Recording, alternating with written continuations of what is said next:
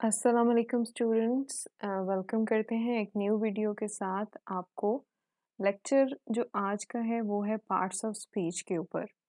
अब जैसे ही parts of speech हम बोलते हैं तो बहुत से स्टूडेंट्स अपने टीचर को, इंस्ट्रक्टर को पूरी रो बता देते हैं कि नाउन, प्रोनाउन और ये वो सब कुछ उनको आता होता है, लेकिन वो बेसिकली जो कॉन्सेप्ट है या जो टाइटल है उसके ऊपर फोकस नहीं करते कि एटलीस्ट इतना तो पता हो कि जिसकी आगे से हमने डिटेल बता दी है उस टाइटल की सिग्निफिकेंस क्या है या वो टाइटल की इम्पोर्टेंस क्या है या मीनिंग ऑफ द टाइटल क्या है।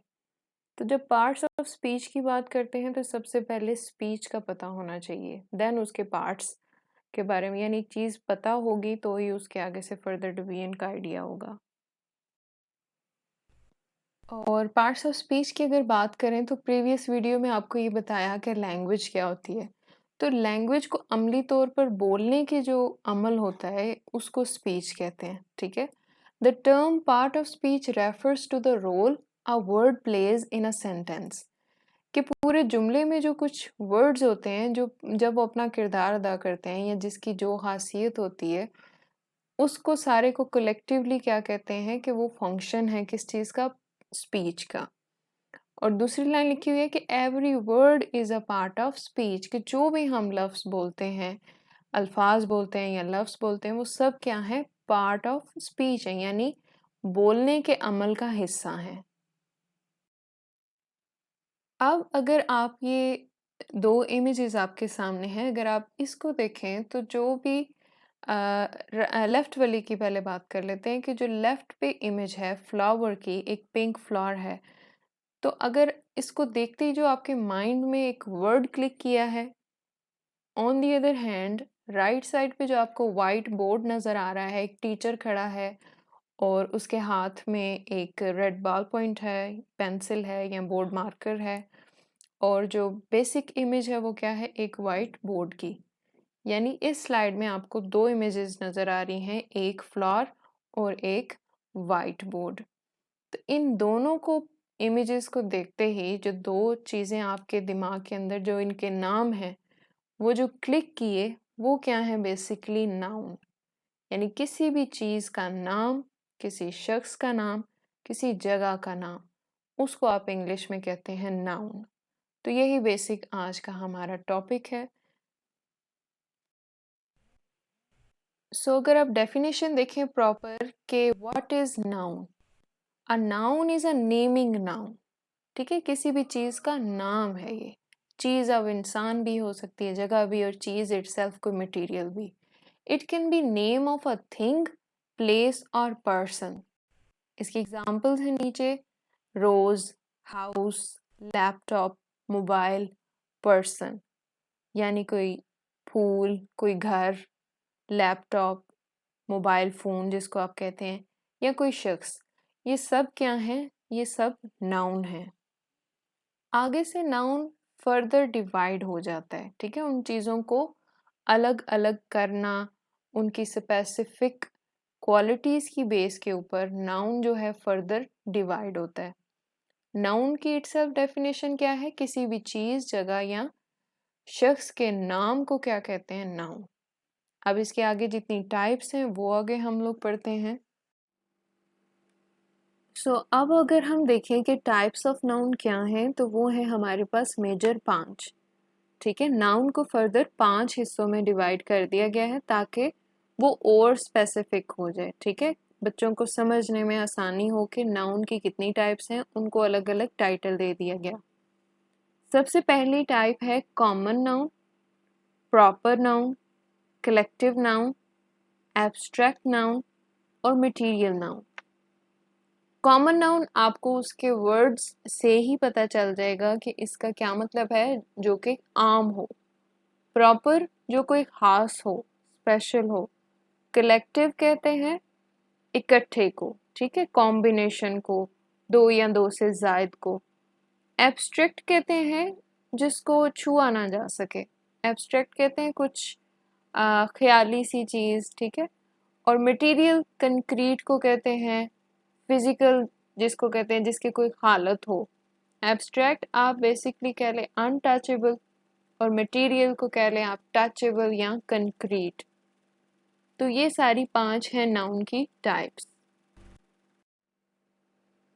सो देखा जाए तो कॉमन नाउन की डेफिनेशन आपके सामने है कि a common noun is a general ordinary name of a person, place और थिंग। यानी इसमें आधी डेफिनेशन नाउन की जो आपने पहले पढ़ी वही आ गई, यानी नेम ऑफ पर्सन, प्लेस और थिंग।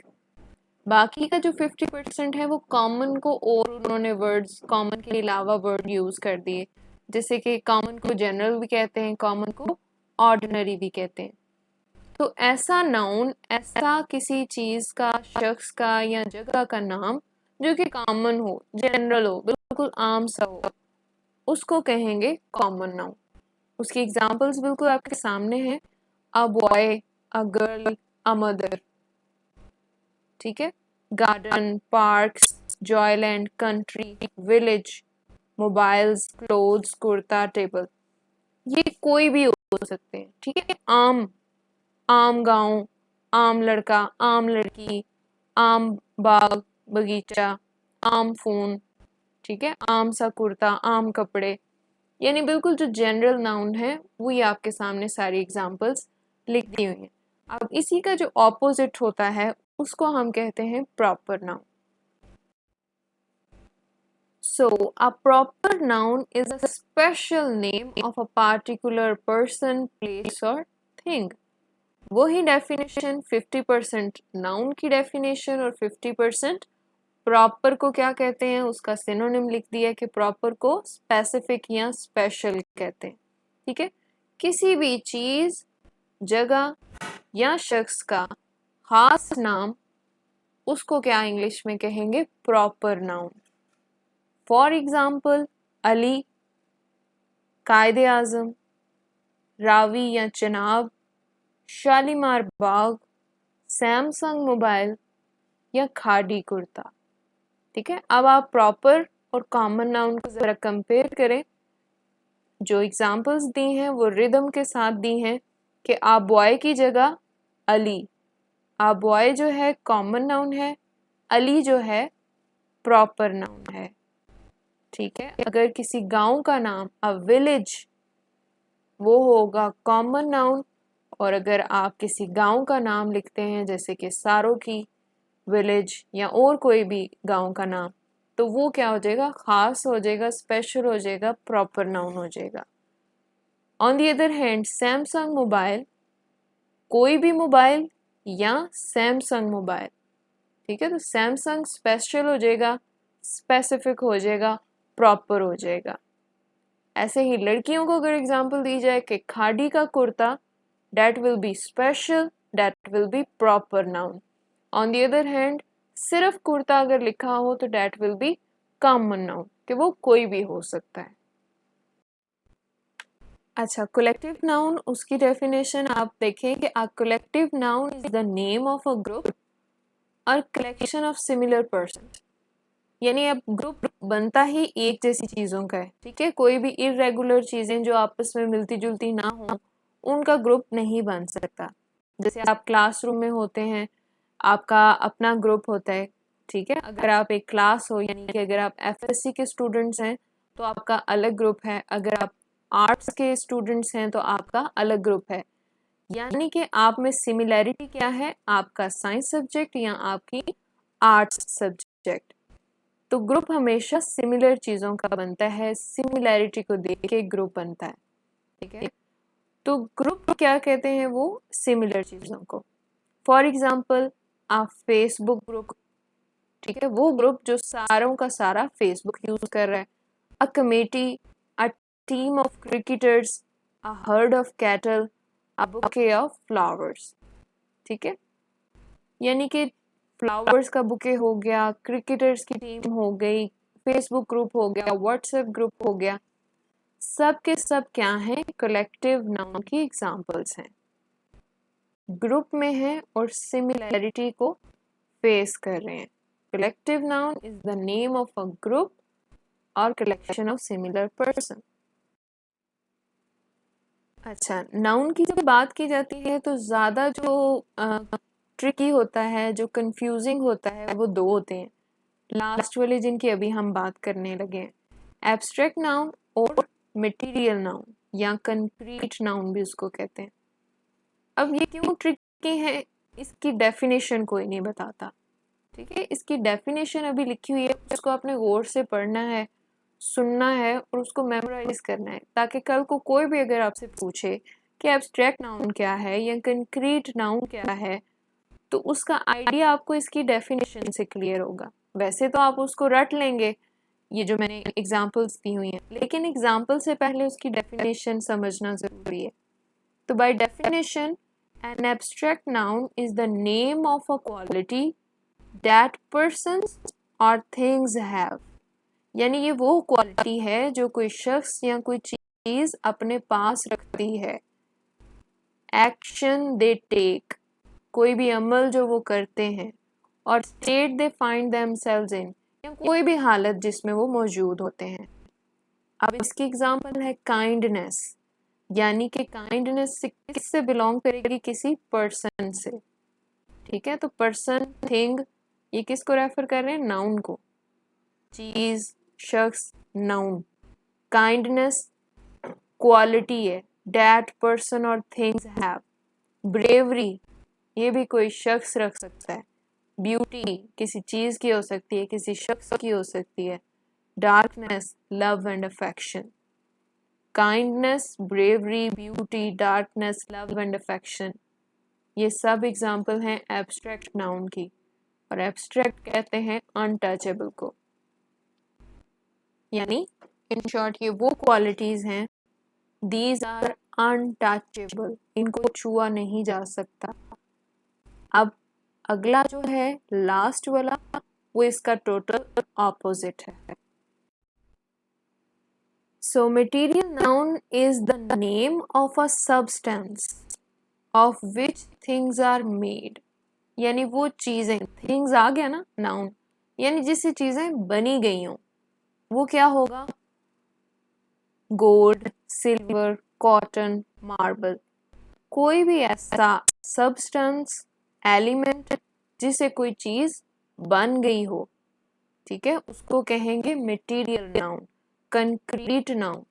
ये फिजिकल हालत में हमारे सामने होते हैं, और जो भी चीज सामने होगी, फिजिकल हालत में होगी, उसको हम टच कर सकते हैं, उसको हम छू सकते हैं। इसकी example, I like jewellery made of gold, ठीक है। मेड ऑफ गोल्ड, ये आपको बता रहा है, उसकी डेफिनेशन दोबारा से रिवाइंड करें कि material noun is the name of substance of which things are made. तो ये था थोड़ा सा डिफरेंस एब्स्ट्रैक्ट नाउन और मटेरियल नाउन के बीच में, जो कि अक्सर औकात अगर आप प्रोफेशनल हैं, अगर आप किसी डेमोन्स्ट्रेशन के लिए गए हैं, तो भी आप इंग्लिश लेक्चरर हैं अगर, या इंग्लिश के लिए आप अगर अपना डेमो प्रिपेयर करके गए हैं, तो हो सकता है कि पैनल में से कोई भी आपसे ये क्वेश्चन थ्रो करके पूछ ले, क्योंकि ये बेसिक्स हैं। तो वो अगर किसी को बेसिक्स आते हों तो वो ज़रूर आपसे पूछता है कि अगर आप एक प्रोफेशनल जगह पे खड़े हैं तो क्या आपको उनका डिफरेंस पता है या नहीं, या आगे से मेन ब्रांच नाउन तो पता है लेकिन आगे से उसकी ब्रांचेस आपको नहीं पता। तो ये वीडियो मैं उम्मीद करती हूँ कि जो स्टूडेंट्स हैं उनके लिए भी फ़ायदेमंद होगी, और अगर कोई प्रोफेशनल्स हैं भी तो वो भी अपने बेसिक्स को रिवाइंड कर सकते हैं और दोबारा से उनको रिफ्रेश कर सकते हैं। ये बिल्कुल प्रिसाइज और समराइज्ड सा मटेरियल होता है, और भी बेशुमार डाटा और मटेरियल आपको गूगल पे, इंटरनेट पे मिल जाएगा, लेकिन ये जो कोशिश होती है ये हमारी सिर्फ लिमिटेड स्टॉक से बच्चे को बेसिक्स जो है याद करवाना, यही हमारी एक छोटी सी कोशिश है। सो आई होप सो कि आपको ये कॉन्सेप्ट्स क्लियर हो गए होंगे, और and at the end, thank you for watching, and our next topic will be on pronoun. So stay connected and subscribe the channel if you liked it. Allah Hafiz.